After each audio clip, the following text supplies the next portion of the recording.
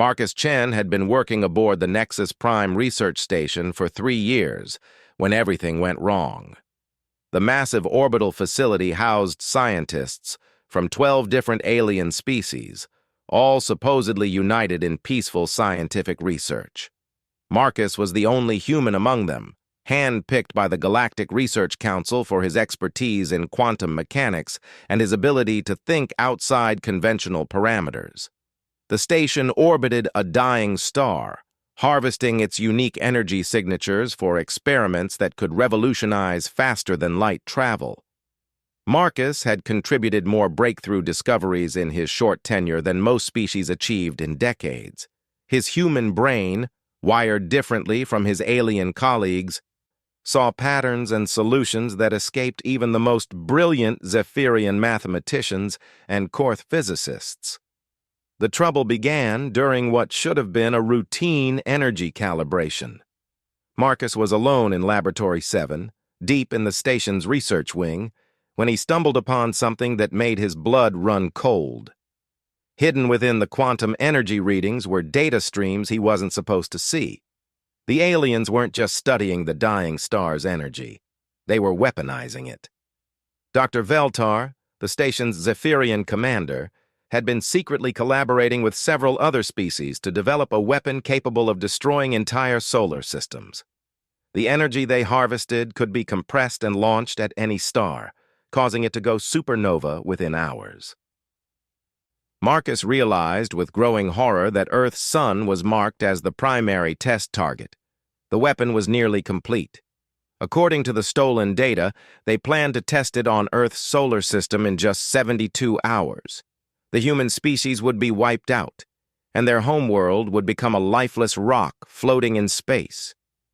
Marcus understood now why he had been the only human invited to join the project. They needed his unique problem-solving abilities to complete the weapon, and then they would eliminate the only witness who could warn Earth. Marcus's hands trembled as he copied the files onto a secure drive. He had to warn Earth, but the nearest communication relay was in the station's central hub, surrounded by security sensors and guarded checkpoints. Getting there without raising suspicion would be nearly impossible, especially since his every movement was monitored by the station's AI systems. As he prepared to leave the laboratory, the door suddenly sealed shut with a metallic clang. Emergency lights bathed the room in red, and Dr. Veltar's voice echoed through the intercom system. The Zephyrian's usually calm tone carried a note of cold satisfaction. "Marcus Chen," Veltar said, his translated words dripping with false regret. "We had hoped you would complete your work before discovering our true purpose. Unfortunately, you have proven too curious for your own good." Marcus backed away from the door, his mind racing. The laboratory's reinforced walls were designed to contain dangerous experiments, making escape nearly impossible. Through the observation windows, he could see armed Korth security personnel taking positions in the corridor outside. "You cannot imagine the threat your species poses to the galaxy," Veltar continued. "Humans spread too quickly, adapt too easily, and think too dangerously. In just a few centuries, you have gone from primitive tool users to space travelers. Left unchecked, humanity will dominate and corrupt everything it touches." Marcus pressed his back against the quantum energy conduit that ran along the laboratory's rear wall. The massive tube hummed with barely contained power, channeling energy from the dying star to the weapon systems. An idea began forming in his mind, desperate and dangerous, but possibly his only chance. "Your death will be swift," Veltar promised. "The laboratory's atmospheric systems will simply stop functioning. You will lose consciousness within minutes, and your body will never be found. We will report that you suffered an unfortunate accident during your research." The atmospheric recyclers had already stopped working. Marcus could feel the air growing thin and stale. He had maybe 10 minutes before oxygen deprivation would impair his thinking, and 15 before he would lose consciousness entirely. But 10 minutes might be enough. Marcus activated the laboratory's emergency protocols, supposedly to call for help, but actually to gain access to the quantum conduit's control systems. His fingers flew across the holographic interface as he rerouted energy flows and disabled safety mechanisms. The conduit began to vibrate more intensely, its containment field fluctuating dangerously. "What are you doing?" Veltar's voice had lost its calm confidence. The energy readings from Laboratory 7 were spiking beyond safe parameters. Marcus smiled grimly as he entered the final command sequence. Human stubbornness was apparently another trait the aliens hadn't fully understood. Instead of quietly accepting his fate, he was about to give them a demonstration of human ingenuity under pressure. The quantum conduit exploded in a brilliant flash of contained energy, but not randomly. Marcus had carefully calculated the explosion's direction and force, channeling it through the laboratory's structural weak points. The blast tore through the station's hull in a precise pattern, creating a chain reaction that disabled the primary weapon systems while leaving the life support and gravity generators intact. Emergency alarms wailed throughout Nexus Prime as sections of the station lost power and atmosphere vented into space. Marcus was thrown against the laboratory's far wall by the explosion, his left arm breaking from the impact, but he was alive. More importantly, the weapon that would have destroyed Earth was now nothing more than twisted metal and shattered crystals. The laboratory door had been blown off its hinges, and Marcus stumbled into the corridor where Korth security forces were struggling to maintain their footing. The artificial gravity was fluctuating wildly, creating pockets of weightlessness that sent aliens floating helplessly through the air. Marcus ran toward the station's central hub, clutching his broken arm against his chest. He still needed to send a warning to Earth, but now he also had to survive long enough to escape the crippled station. Behind him, he could hear Veltar screaming orders in the Zephyrian language, demanding that security forces find and eliminate the human terrorist. The central hub was in chaos when Marcus arrived. Multiple species were arguing loudly in their native languages, while emergency systems struggled to assess the damage. Marcus slipped past them toward the communication array, but Dr. Shenko, a Vorthon physicist he had worked with for months, spotted him and raised an alarm. "There!" Shenko pointed at Marcus with one of her 4 arms. "The human destroyed Laboratory 7! He must be stopped!" Security forces turned toward Marcus, their weapons charging with lethal energy.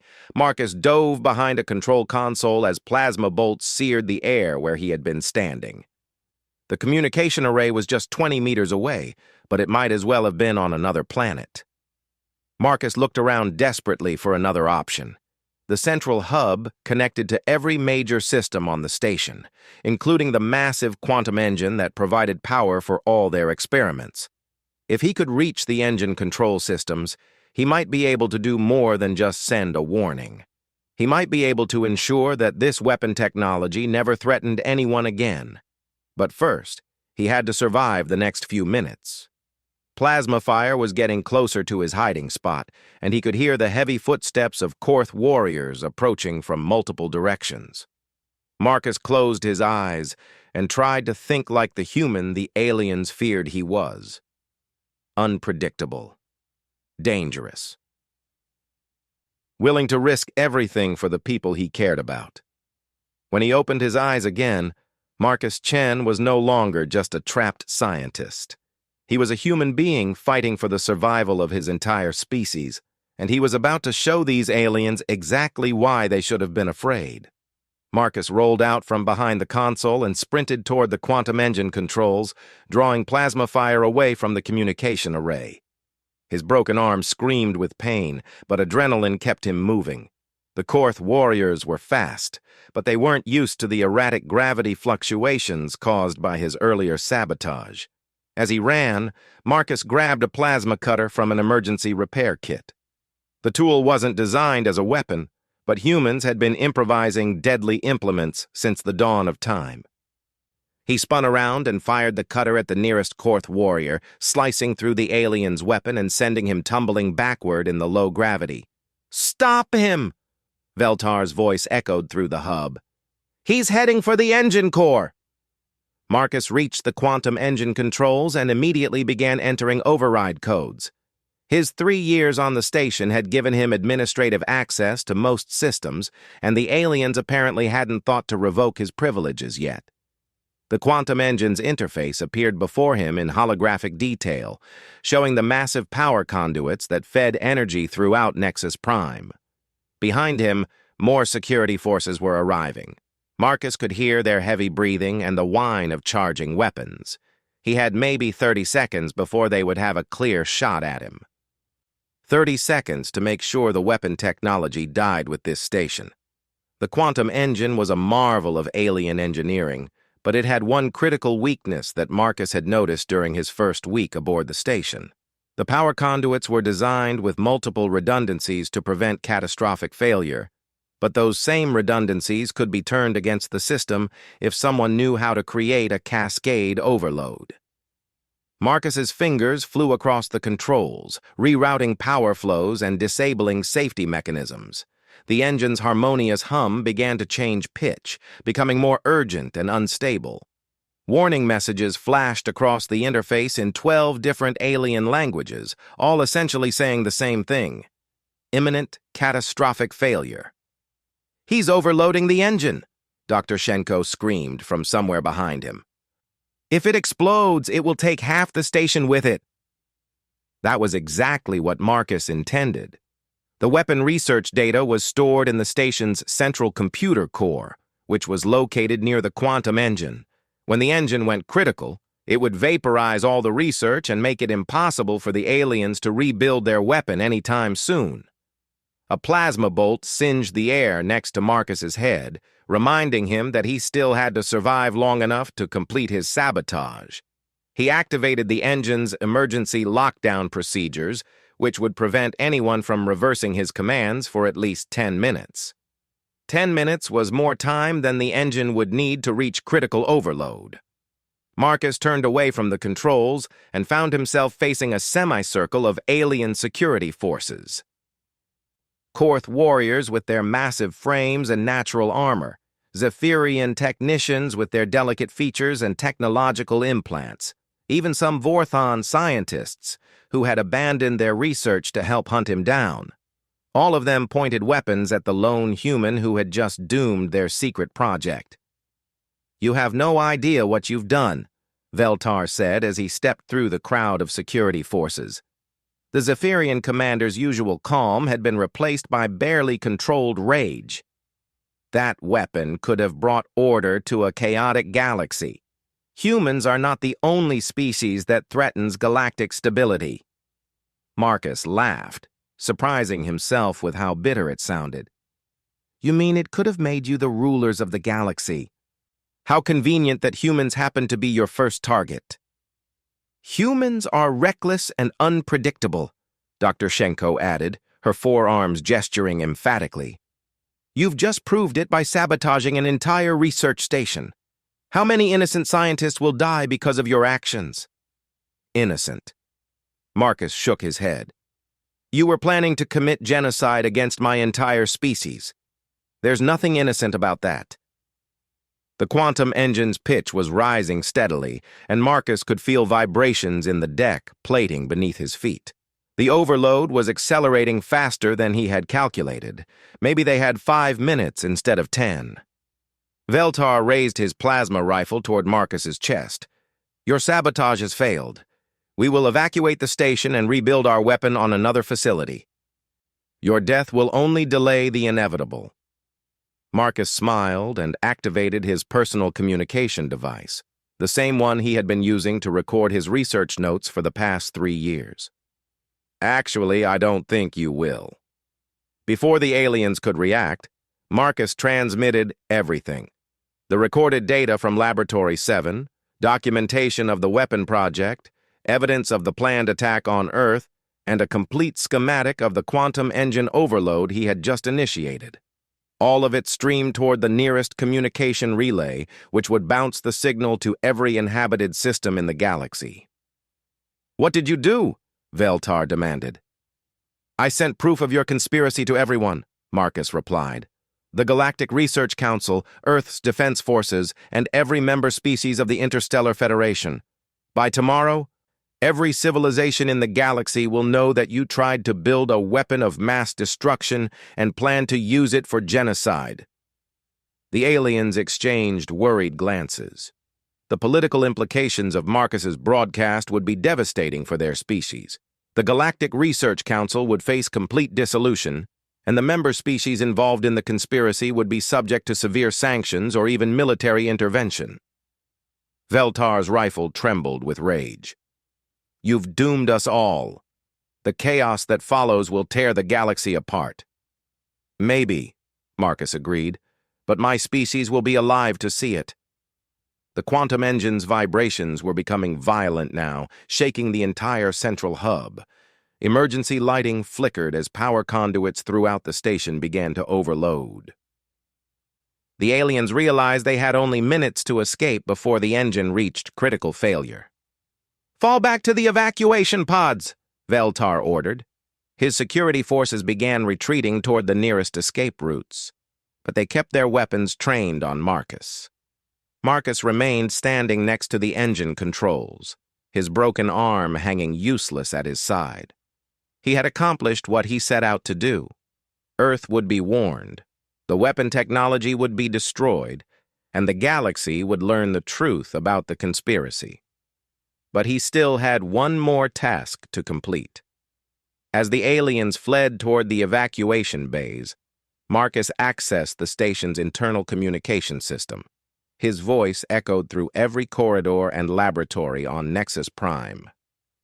"Attention all personnel," he began, his words carrying over the chaos of the emergency evacuation. "This is Marcus Chen, the human researcher you tried to murder. In approximately 3 minutes, this station's quantum engine will reach critical overload and explode."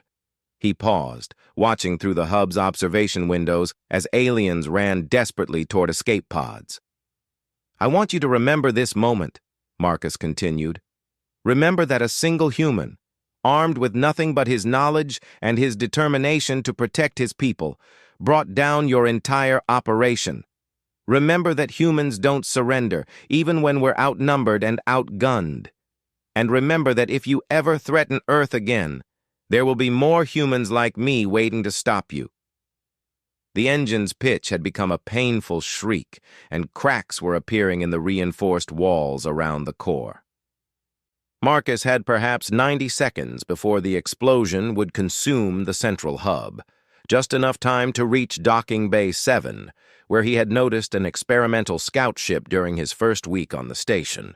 Marcus ran through corridors filled with emergency lighting and panicked aliens. The artificial gravity was failing completely now, forcing him to push off walls and grab handholds to maintain his momentum. His broken arm made the going difficult, but human stubbornness kept him moving forward. Docking Bay 7 was almost deserted when he arrived. Most of the aliens had fled to the main evacuation bays, leaving behind several small research vessels. The experimental scout ship he remembered was still in its berth, a sleek craft designed for high-speed reconnaissance missions. Marcus had never piloted an alien vessel before, but the principles of spaceflight were universal. He strapped himself into the pilot's seat and began activating systems, his human intuition guiding him through the unfamiliar controls. The ship's engines came online just as the station's quantum core reached the point of no return. As Marcus launched the scout ship away from Nexus Prime, he looked back to see the research station consumed by a brilliant explosion of quantum energy. The blast would be visible from several star systems, a beacon announcing to the galaxy that sometimes the most dangerous weapon was a human being with nothing left to lose. But Marcus Chen wasn't finished yet. The scout ship was fast and well-equipped, and Earth was still 3 weeks away at maximum speed. He had time to plan his next move, and the aliens had just made a crucial mistake. They had left him alive, angry, and in possession of one of their most advanced spacecraft. The war for humanity's survival was just beginning. 3 weeks of flying through empty space had given Marcus time to understand exactly what he had stolen. The scout ship wasn't just fast and well-equipped. It was a prototype vessel equipped with experimental technology that the aliens had been developing in secret. The ship could cloak itself from most detection systems, had weapons powerful enough to cripple much larger vessels, and contained a database of classified military information that would have taken Earth's intelligence services decades to gather. More importantly, Marcus had used the travel time to modify the ship's systems using human engineering principles. Where alien technology relied on elegant efficiency and predictable protocols, Marcus had introduced chaos and unpredictability. He rerouted power systems through backup channels, created redundant weapon controls, and programmed the ship's AI with combat algorithms based on human military history. When he finally arrived in Earth's solar system, Marcus found a fleet of alien warships waiting for him. Dr. Veltar hadn't been bluffing about rebuilding the weapon. Unable to destroy Earth's sun with their quantum device, the aliens had decided on a more direct approach. 47 warships from 6 different species hung in space near Mars, preparing for a full-scale invasion of humanity's homeworld. Marcus's broadcast from Nexus Prime had reached Earth 3 weeks ago, giving humanity time to prepare their defenses. But Earth's small fleet of defensive ships was hopelessly outmatched by the alien armada. The humans had maybe a dozen military vessels, most of them designed for patrol duties rather than serious combat. It should have been a massacre. Instead, Marcus was about to turn the alien fleet's numerical advantage against them. The scout ship's cloaking device kept him invisible as he approached the alien formation. Marcus had spent the last week studying their tactical patterns and communication protocols, learning how the different species coordinated their attacks. The aliens were methodical and predictable, following textbook formations that had probably worked well against other conventional enemies. But Marcus was far from conventional. He began his attack on the fleet's command ship, a massive Zephyrian dreadnought that served as the tactical center for the entire operation. Instead of targeting the ship's weapons or engines, Marcus fired at its communication arrays, severing its connection to the rest of the fleet. The other ships would continue following their last orders, but they wouldn't be able to adapt to changing circumstances. The dreadnought's shields flared as they absorbed the scout ship's weapon fire. But Marcus wasn't trying to destroy the vessel, he was hurting it. Each shot drove the command ship toward a specific position relative to the other warships, using the aliens' own defensive instincts against them. When the dreadnought reached the position Marcus wanted, he fired a spread of quantum torpedoes at the ship's shield generators. The explosions didn't penetrate the shields, but they created electromagnetic interference that temporarily blinded the sensors of every nearby vessel. In that moment of confusion, Marcus dropped his cloak and transmitted a signal that made every alien ship believe they were under attack by their own allies. The alien fleet erupted into chaos. Korth warriors, bred for aggression and quick to anger, immediately opened fire on the nearest Vorthan ships. The Vorthans, believing they were under coordinated attack, responded by targeting both Korth and Zephyrian vessels. Within minutes, the organized alien armada had become a chaotic brawl with 6 different species shooting at each other. Marcus cloaked his ship again and began hunting individual vessels while they were distracted.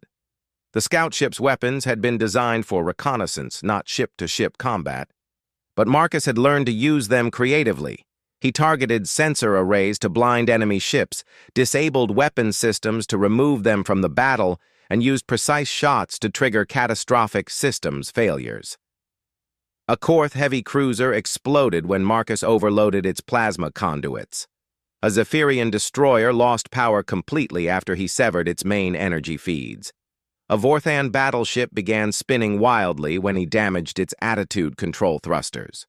One by one, the alien ships fell victim to sabotage attacks they couldn't see coming or defend against. The aliens eventually realized they were fighting a ghost, but by then it was too late. Half their fleet was disabled or destroyed, and the remaining ships were too damaged and disorganized to mount an effective assault on Earth. Marcus had single-handedly turned a devastating invasion into a chaotic retreat. But he wasn't finished yet. As the surviving alien ships tried to regroup, Marcus transmitted a message on all frequencies. His voice reached every ship in the alien fleet, as well as the human defenders who had been watching the battle in amazement. "This is Marcus Chen," he began, his words carrying the weight of 3 weeks of planning and preparation. "The human you tried to kill, the scientist you betrayed, the man who destroyed your weapon and scattered your fleet."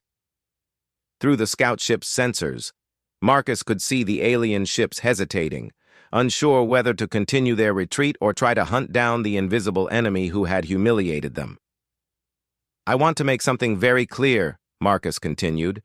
"Today, I used one small ship to defeat an armada of 47 warships. I did it using nothing but human creativity, determination, and a willingness to take risks that your rigid thinking couldn't anticipate." Several alien ships tried to trace his transmission, but Marcus was moving too fast and using too many relay points for them to pin down his location. "Earth is under human protection now," he announced. "Not just from our own defenses, but from humans like me who will never stop fighting for our people. We don't have the biggest ships or the most advanced weapons, but we have something you'll never understand. We have the refusal to give up, even when the odds are impossible." Marcus paused, watching as more alien ships began breaking formation and heading for the edge of the solar system. "I'm keeping this ship," he continued, "and I'm keeping all the classified information in its databases. Every time you threaten humanity, I'll be there to stop you. Every time you plan another attack, I'll turn your own technology against you. And every time you think you've finally defeated the human race, I'll remind you that we're still here, still fighting, and still winning." The last of the alien warships had begun their retreat, but Marcus had one final message for them.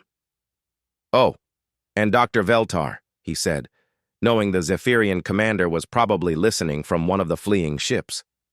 "Thank you for leaving me alone with your most advanced technology. It's going to be very useful for protecting my people."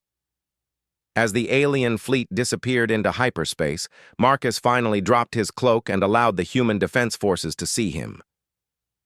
The scout ship hung in space near Earth like a guardian angel, its alien hull gleaming in the light of the sun that the aliens had planned to destroy. Over the next several hours, Marcus shared the captured alien technology with Earth scientists and military leaders. The weapons, shields, and propulsion systems would revolutionize human spaceflight and give Earth the tools it needed to defend itself against future threats. More importantly, the intelligence data would reveal the locations and capabilities of every hostile alien faction in the galaxy. But Marcus kept the scout ship for himself. He had become something new during his time aboard Nexus Prime and his journey home. He was no longer just a scientist or a refugee or a victim of alien betrayal. He was Earth's guardian, armed with advanced technology and the absolute determination to protect his species from anyone who threatened them. 3 months later, when a Korth raiding fleet attacked a human colony on the edge of known space, they found Marcus waiting for them. His scout ship had been modified even further, enhanced with hybrid human-alien technology that defied conventional understanding. The Korth warships barely had time to realize they were under attack before their fleet was scattered and destroyed. 6 months after that, a Vorthon science expedition tried to establish a secret weapons laboratory in the same star system where Nexus Prime had been destroyed. Marcus arrived before they could complete their work, and the laboratory became another expanding cloud of debris and regret. The alien species that had once dismissed humanity as a minor threat began to whisper stories about the human ghost ship that appeared wherever Earth's people were in danger. Some called it a myth. Others insisted it was a new type of human weapon. A few understood the truth. It was a single man who had refused to accept that his people should die quietly and who had transformed himself into exactly the kind of threat the aliens had always feared humans could become. Marcus Chen had become the guardian of humanity's future, and he would never stop fighting for the species that had created him. In a galaxy full of ancient civilizations and advanced technologies, the most dangerous weapon turned out to be a human being with nothing left to lose and everything left to protect. The aliens had turned on him, and in doing so, they had created their own worst nightmare. A human who would never forgive, never surrender, and never stop reminding them that humanity was not going quietly into the dark.